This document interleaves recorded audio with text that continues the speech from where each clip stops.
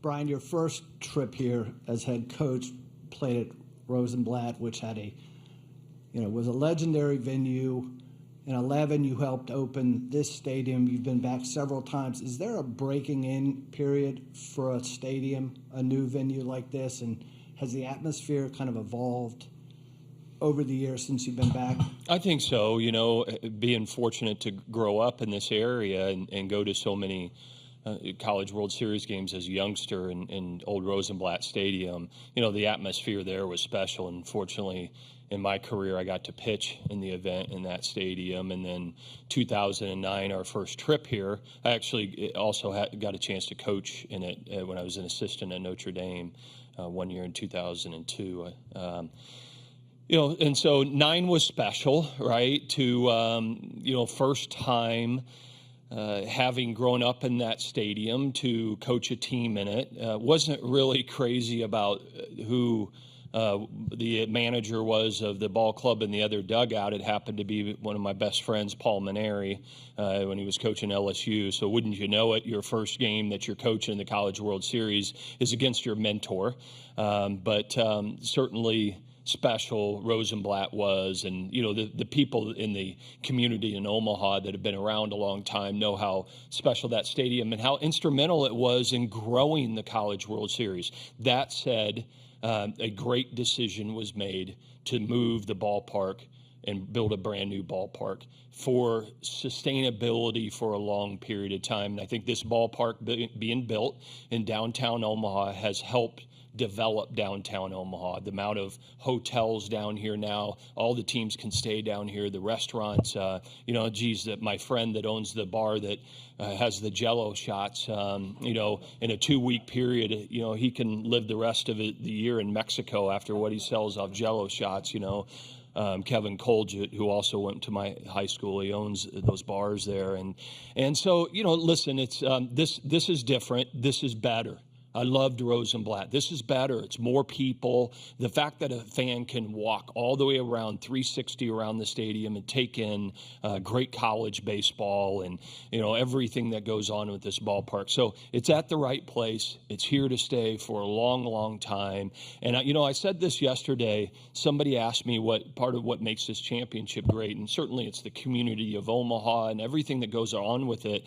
But, in college athletics, this is the only championship where there's a destination of a city, right? In the football championship, they don't call it up after practice and say, Phoenix 1 year and New Orleans the next or whatever it is. The fact that our championship is in the same location year after year and has been for over 50 years is really awesome, because it's part of all these college baseball programs in the country building their year and their program about getting the opportunity to come to this great city. Yeah, Brian, Evans started against North Carolina earlier in the year. It seemed like he turned the corner after that. What do you remember about that start, and why is he a good matchup against North Carolina? Well, first of all, North Carolina's got a great club. We have a ton of respect for them. They're incredibly well coached and very talented. And Evan did have a nice start. I believe he went 6 innings and gave up a couple runs and pitched very, very well. It's not about necessarily whether he's the right matchup for them. Evan Blanco has earned the right to start tomorrow in this opening game for what he's done all year long. And as of late, the back part of the season, he's been incredibly consistent and went out there and given us 6 or 7 innings every time and given us a chance to win the ball game. And so you're going to go with your guy. He's our guy. He's earned it. And, that said, I know North Carolina will be prepared for him. Brian, Eric Olson, AP. Same question I asked Griff, just about the experience. I did talk to Casey Salk, and he had said that last year maybe you guys were a little happy to be here, and this year might be different. I guess, how do you feel about your club and that experience that you have this year versus last? Well, I feel great about this club. I felt great about the team last year, but the team last year, we had come here in 21. So 3 of the last 4 years, but the 23 team didn't have many members at all that were played for us in 21. So it was new, a lot of wide-eyed, type guys. And this year's different. 6 of our players in our lineup were here last year and played in this event, and a number of pitchers. And I just felt like the mood amongst the team after we won the Super Regional, between that and our departure to Omaha, was different, right? I did something on Monday every year, the day after we qualify for Omaha. I take the team through a process of what to expect. And I changed something this year. Is the first time out of 7 times that I've done it this way.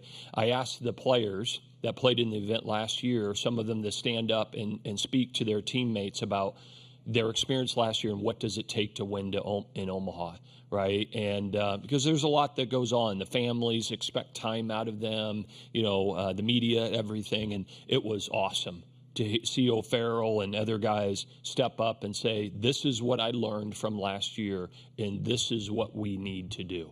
Now, we'll see what the outcome is, right? We know the margins in Omaha for winning are very, very tight. And so you can be prepared, you can be ready to go, you can have a great game and lose in Omaha because of the talent is just at a crazy level, and it's just it's very, very small what separates teams on the field here. Coach Chris Graham, Augusta Free Press. I noticed Jay walking around with a sleeve on his right knee. Yeah. Is that related to the incident last week where he maybe slipped off the mound or something like that? And what's his status for the weekend? He's great. He's ready to roll. I talked to him today after he threw. He felt great. It was a result of that, and it's just a little precautionary, but he's ready to go in the World Series, and will be pitching for us. There's no issue from that standpoint. In the back, we'll come here. The battery went out. Chase Madison, 10-11 now in Lincoln. Just for the general fan, it's hard to miss the ribbons on y'all's hats honoring Matthew Buchanan's dad. Just how cool is it to be able to have something to resemble him? And I guess maybe talk a little bit about that journey through this season and that kind of impacting the team. Yeah, so that's what the ribbon on our hat reflects. One of our players, Matt Buchanan, his father was diagnosed with cancer in mid-December. He was treated at the UVA hospital in Charlottesville, even though they weren't from there. And sadly, he passed away on opening day this year. And so we put these ribbons on our hat to stand in solidarity with Matt and his family. Certainly as a head coach for 21 years and a coach overall for over 30, I've dealt with this before, where you've had a young man in your program that a parent passes away while they're under your care. And so shortly after he passed in the funeral service, I actually called a coach from another school that we were scheduled to play a game and asked him if we could move it to the next day in a midweek game so we could bus our entire team down there to Southwest Virginia to support Matt and his family. And so, the team just made a decision that they were going to keep it on their hats all year. Matt's a incredibly unselfish, team-first guy, and will do anything he can to help the team. And so it's the right thing to do to support him and his family. Go right here, then we'll go right there. Preston Will at thesaber.com. Coach, you talked earlier in the week about how much the pitching has grown as the season's gone on. Just what have you seen as the biggest difference as the year's gone on? And also, you mentioned Rocco's. Do you stop in while you're here? Second question first. I do not stop into Rocco's while I'm here. It's not really a great restaurant, great atmosphere and everything like that. Not my style while I'm coaching here in Omaha. I have been in there to eat some food on a handful of times in my time that it existed. And, the pitching staff, listen, you all know that we lost a incredible amount of innings from last year. The 2023 Omaha team, I think something like 75% of it. So anytime that happens, you're concerned about it as a coach going into the season. Not that you don't have confidence in what you have, but they just haven't done it and had the experience. So I knew there were going to be some struggling moments. And I just kept telling everybody that you got to learn adapt, get better, and it will get better. And was hoping that by the end of the year we could be pitching our best baseball. And I think you measure a pitching staff and a pitching coach for what do they end up becoming. And this pitching staff has peaked, right, and is peaking at the most important time of the year. Coach Dickinson has done a terrific job with this staff and got us to the point we're at right now. Right there, then Eric. Peter Burnett from the Nonpareil again. First question, just in reference to Griff's answer, what is that restaurant that you took him to that you used to work at? And then are there any other traditions that you take these teams to or that you do while you're here in Omaha? Yeah, I'm sure we didn't take the team. I'm sure what Griff is referring to is for 2 years, the last year that I was in college and the year that I coached at Creighton, I bartended at Barrios. So I think that's what he's referencing, that some of the players, some of the families. Barrios, since our first trip in 2009, has wrapped their arms around our baseball program. They do special T-shirts and things like that. So myself and my two brothers, all three of us bartended at different times at Barrios. So I'm sure that's what he's speaking to. You know, one of the traditions that we do is, you know, last night we took the team to 801 Steakhouse. And so it's I'm always you land, and then the second night here, take them to a beautiful steak dinner. And, 801 knocked it out of the ballpark. And so that's kind of a tradition. Outside of that, I got to tell you, for all the years that we've been here, a lot is made more early on in our first few trips, but a lot is made of the fact that I'm from here and played here at Creighton and all that. That's great. I'm incredibly proud of it. And every year it's a special opportunity for me and my family. That said, it's about these guys, right? It's their experience.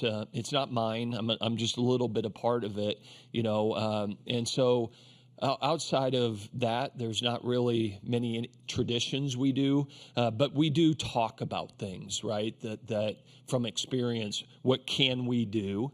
And they do, and what are things that I highly advise them not to do?